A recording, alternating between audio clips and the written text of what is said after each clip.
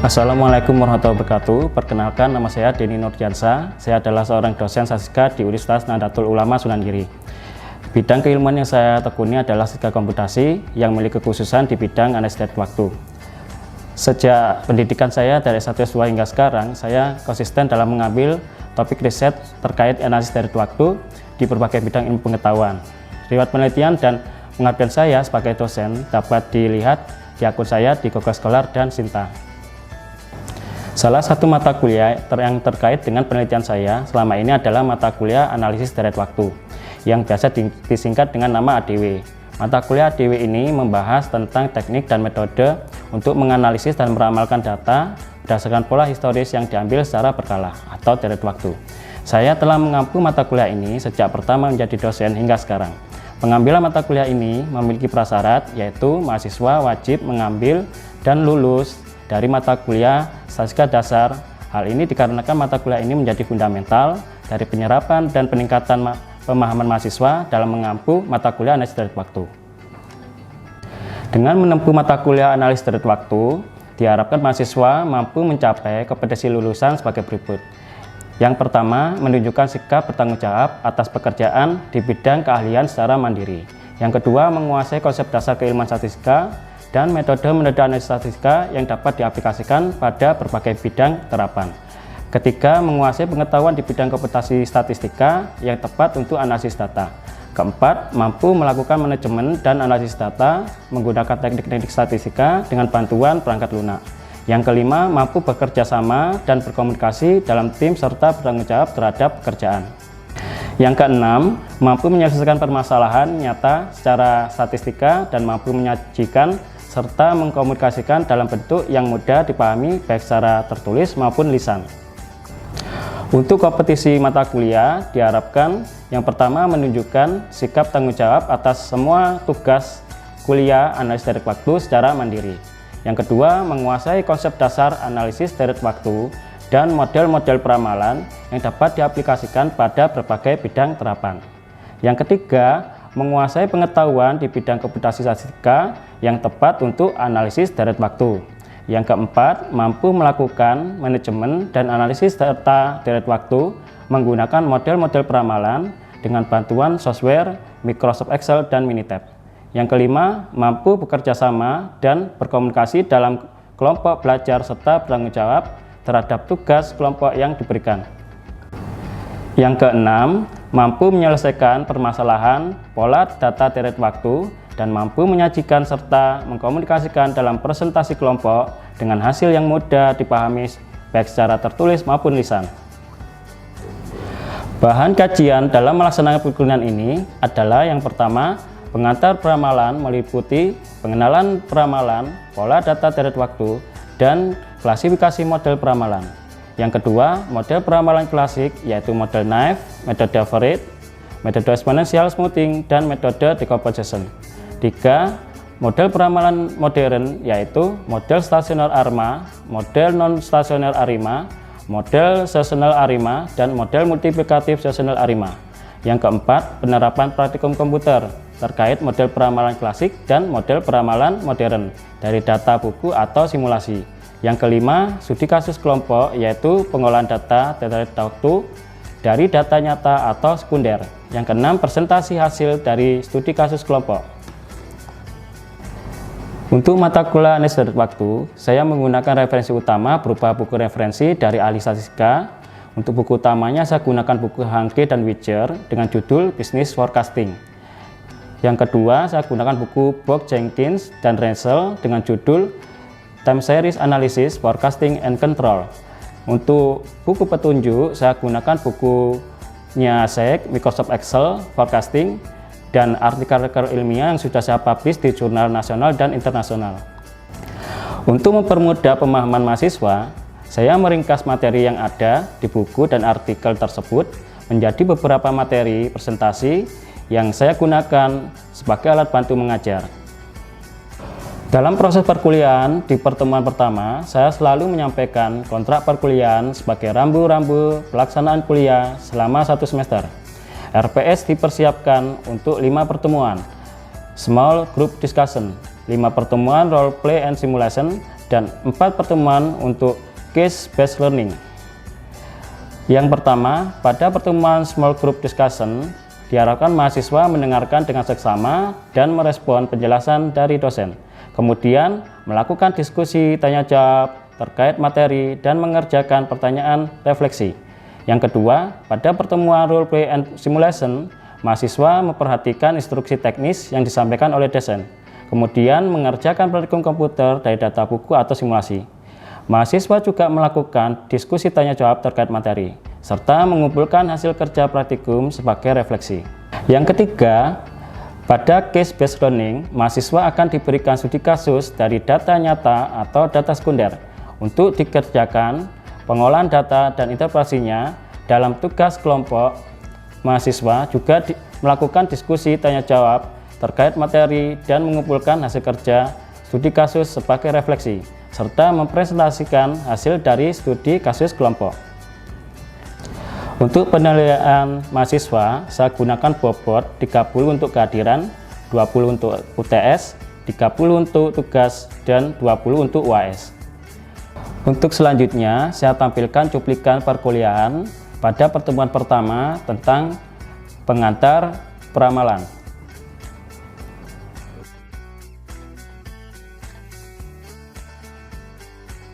Assalamualaikum warahmatullahi wabarakatuh. Waalaikumsalam warahmatullahi wabarakatuh. Alhamdulillah ya, kita bisa sejahtera hari ini, ya bisa hadir pada hari ini ya. Nah, untuk perkuliahan hari ini kita akan membahas tentang pengantar peramalan ya. Bagaimana kondisi kalian? Keadaan kalian hari ini? Alhamdulillah baik ya. Untuk hari ini kita akan membahas tentang peramalan dan perencanaan ya. Ada perbedaan di sini. Di sini peramalan itu sekalian. Yang pertama tujuannya adalah ramalan ya. Ramalan itu adalah input bagi proses perencanaan dan pengambil keputusan. Nah, gitu ya. Jadi ya adalah input. Dengan ramalan apa? Di sini menunjukkan perkiraan yang akan terjadi pada suatu keadaan tertentu ya. Jadi kita memperkirakan ke depan itu bagaimana bukannya ya. Itu menunjukkan ramalan. Dan sebaliknya ada di dalam ramalan ini kita gunakan apa? Untuk menentukan perencanaan setelah itu ya. Target operasi, target pemasaran, depannya bagaimana ya, target SDM itu ada apa, produksi apa gitu ya. Nah, di sini ada ramalan dan perencanaan. Jadi dari ramalan itu lebih ke arah mencoba memperkirakan apa yang terjadi, sedangkan yang perencanaan itu apa? Ngambil keputusan yang kita akan lakukan setelah kita mendapatkan hasil dari ramalan. Oke, next. Kita bisa gunakan analisis dari fakta yang biasa kita kenal dengan consensus analisis ya. Dengan pengertiannya seperti ini. Jadi analisis dari fakta itu maksudnya suatu hitungan pengamatan setting ya. Nah, yang dicatat pada waktu tertentu ya, pada periode tertentu jam, per hari, per bulan atau tahunan gitu ya, per bulanan ya, di bulan kuartal gitu. Nah, mulai dari waktu itu ada yang plan, ada yang stasioner ya. Kita biasa dengan yang sering pada tren naik turun. Tapi untuk dasar kuliah kita yang itu stasioner, tren, seasonal sama siklus next. Nah, kabarnya seperti ini ya. Jadi kalau yang stasioner itu datanya akan bergerak di sekitar yang kita punya ya. Kita punya kita akan bergerak sekitar itu ya. Sedangkan yang tren dia akan membuat tren ya. Tren naik atau tren turun gitu ya. Saja dia bergerak itu trennya turun gitu ya. Berikutnya apa? Seasonal musiman. Ini terjadi pada komoditas yang musiman terpengaruh oleh gabungan tertentu di EUA ya, itu yang membentuk pola seperti sinusida ya, jadi gelombang. Misal gelombangnya itu stasioner, saja dia ada naiknya di bagian ujungnya ada meningkat. Terus kalau yang terakhir siklus ya, siklus itu seperti dia ada intervensi sehingga yang awalnya dia pakai bulan kita ada intervensi sini. Intervensi ini nggak tiba-tiba naik ke atas, tapi ternyata dia jalan terus kalau ke beberapa kali ada pengaruh. Jadi intervensi ini punya untuk merubah pergerakan di datanya, gitu ya. Yang awalnya dilakukannya dimatikan, murah ya. Pada ini kita berarti yang punya cuma ada beberapa masalah sehingga harganya menjadi naik kan ya, karena ada mafia yang bekerja. Intervensi ini dilakukan oleh mafia, ya. Dia akan naik, jadi harganya naik, padahal barangnya banyak, gitu ya. Yang sebenarnya itu barang dia semakin banyak, semakin murah. Barang yang langka itu semakin mahal. Itu yang ada di ekonomi. Kalau seandainya itu dia nggak sesuai dengan teori itu, berarti ada permasalahan di situ kan. Nah, setelah diselidiki, kita bisa dapatkan akhirnya ya. Nah, ini saya kasih lagi. Nah, ini adalah contoh dari data penumpang pesawat udara. Ya. Ini adalah contoh dari data siklus, di mana kita bisa lihat di sini. Ya. Data siklus ini dia ada versi. Kita bisa, tapi di kuliah kita tidak diajarkan. Kita hanya nonton di model A5 saja ya. Jadi di sini, kalau untuk kasus siklus ini ada namanya model intervensi, model transfer gitu ya. Nah, dari sini intervensi itu mana? Karena ini di tahun penerbangan daya ada data yang dulu waktu ada krisis moneter ya, waktu zamannya Pak Soeharto ya.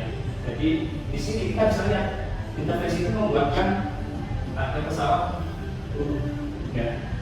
Padahal pesawat itu ya harganya maksimal gimana pun tetap ya bisa turun kalau ada intervensi ya. Intervensinya ini bisa saja dari internal pemerintahan atau dari eksternal yang tidak bisa dideteksi awal ya. Jadi itu pun bisa kita pelajari kalau nanti ada teman-teman di sini yang mau studi tentang itu, kita bisa tahu ya kegunaannya dari data ini. Lanjut. Oke, untuk ini adalah contoh yang sama juga. Di sini kita bisa lihat pergerakan datanya itu turun 2 kali kan ya. Nah, gitu. Jadi kalau mau menaikkan kondisi kita, itu perlu adanya apa? Intervensi. Ya. Intervensi terbaik itu adalah dari diri sendiri, iya kan? Intinya gitu kan ya. Kalau kita intervensi dari luar itu bahaya ya. Sama halnya kalau kita ada telur ya, telur itu kalau kita ketuk dari luar akan jadi makanan kan ya. Kalau kita dari dalam akan jadi kehidupan kan ya. Itu ayam baru gitu ya, ayam gitu ya. Nanti kembali lagi dari tadi bisa kita lihat intervensi itu kan ya. Intervensi itu bisa dari luar dan dalam. Terus naik lagi. Nah ini contoh datanya sudah. Ini yang kita pelajari nanti di seasonal A5 ya, seasonal multiplikatif A5. Ini datanya akan berbentuk sinusoida seperti ini. Ya. Kenapa ini terjadi? Karena ada musiman ya. Idul Adha, Idul Fitri, musim durian ya, rambutan enggak ada. Jadi musim durian maksudnya duriannya dulu ya. Ada yang hari-hari biasa kayak gini, ini mahal durian ya. Karena nggak musim ya. Ketika musim mahal kan, dan lucunya lagi ketika banyak nggak malu kan itu ya. Jadi nunggu agak lama, baru itu nanti kan agak lama aja. Jadi kalau sudah langka barangnya baru mahal lagi, gitu ya. Oke, ini ada data dari data curah hujan dan debit air ya. Di mana? Di Madiun. Di Madiun sudah bisa mengantisipasi seandainya ada perkiraan di bulan ini akan kemungkinan banjir bisa. Itu masih kita ada persiapan kan ya, dan dikasih kayak apa kan? Yang masalah itu kalau misalnya disuruh langsung katanya terkait detailnya. Ada yang itu belum ada ya. Detailnya ada enggak? Nah kalau nggak ada itu masalah. Bisa aja besok dibilang luar. Apa kita sadari? Dan masalah lagi ada buayanya. Ya, nah, masalah buaya ini kan anaknya ada turunnya banyak kan? Belum tahu kita kan? Itu adalah hal-hal yang tidak bisa kita perhatikan nanti ke depan. Kalau kita nggak bisa tahu ke depan bakalan gimana. Kalau kita nggak tahu itu akan terjadi istilahnya itu chaos. Chaos itu kekacauan. Ya. Sama aja kalau di COVID, banyak ada semua kata nama chaos. Ya. Karena kita tidak benar. Jadi solusi yang bagus di mana untuk menurunkan dia itu tadi diperangi di gudangnya, di laboratoriumnya. Bukan ada di keenakan ya. Nah, itu gitu. Udah satu langsung jatuh ya. Kalau enggak, terus karena kita akan pakai mana dari kualitasnya pakai eksponensial smoothie ya, eksponensial smoothie otomatis ya, itu ya naik terus. Nah itu perlu ada intervensi tinggal, caranya dulu enggak ya? Intervensi bisa saja kita lakukan, ya. Masih pada diri kita sendiri gitu kan ya. Kalau yang males, bahan gitu ya, kita bisa juga gunakan intervensi pada diri kita sendiri. Intinya kita itu bertanggung jawab atas diri kita sendiri, gimana? Ya kan? Ini namanya kehidupan ya. Kita untuk kita dari jalan, ya. Dan sampai dari luar itu, dari luar kamu saja ikut dengan bencana yang menimpa kami ini kan, ini kan jadi makanan kan ya. satu gitu ya. Nah, kalau kita mengerti dari dalam itu bagus, kalian terus kan ya. Nanti kalian skripsi itu pun masih masalah yang biasa buat kalian yang masa depan. Oh ternyata skripsi saya kayak gini ya, kapan ada masalah ini ya. Masalahnya lebih besar lagi gitu kan ya. Kalau kita baca dari waktu, kita bisa mengapresiasi setiap waktu. Karena semua sidang diakhiri. Dan di malam hari kita bisa merencanakan ke depannya masa depan. Di masa lalu itu bisa kalian ingat, cuma kita aja ya. Sebagai bahan pembelajaran. Dulu saya itu malas rebahan gitu ya. Nah, kita bisa melakukan hal itu jika itu ada dari kita sendiri ya. Yang kadang sering malas ketemu dengan pembimbing ya. Ketemu ini, oh Pak, sebelumnya ada apa? Ada acara ya.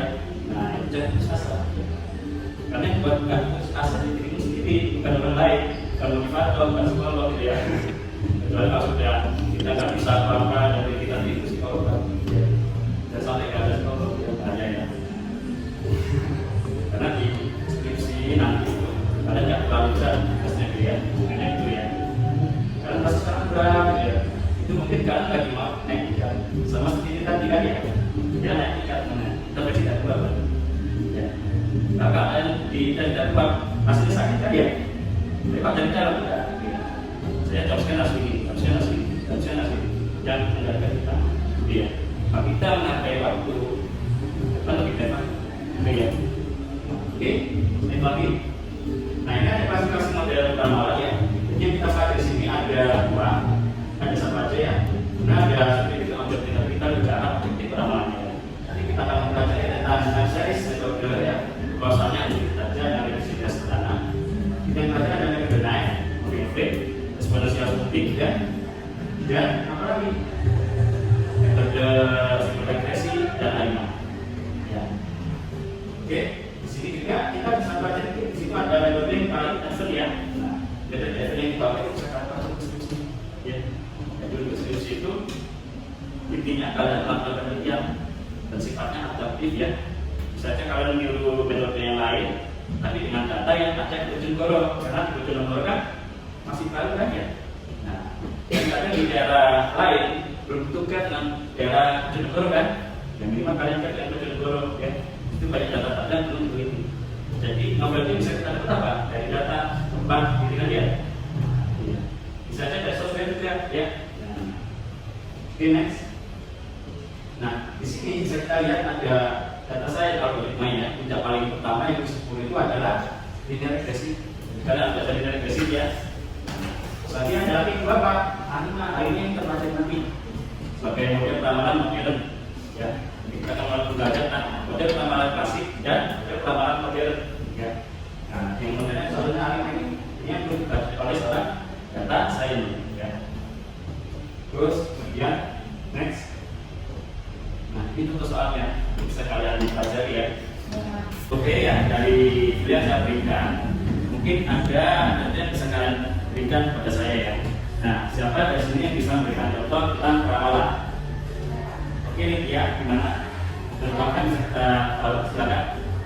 Saya kan biasanya melakukan ramalan biasanya di situ lewat jam saya itu jam 7.30. Jadi ketika jam 7.30 itu saya sudah ada di kantor untuk bisa belajar. Jadi itu adalah satu ramalan yang dilakukan di rumah yang Oke ya, itu contohnya yang diberikan oleh Lydia ya. Jadi kita bisa tahu, bisa melakukan ramalan kalau kita tahu data atau historis sebelum-sebelumnya kan ya. Sebelum-sebelumnya Lydia sudah tahu di depannya itu lewat jam 7.30 ya pagi ya. Ketika Lydia perlu untuk naik bis ya sudah tahu nanti bis di sini kemungkinan jam 7 bisa siap-siap semalam jam ke sana ya kemungkinan jam 7 bisa datang.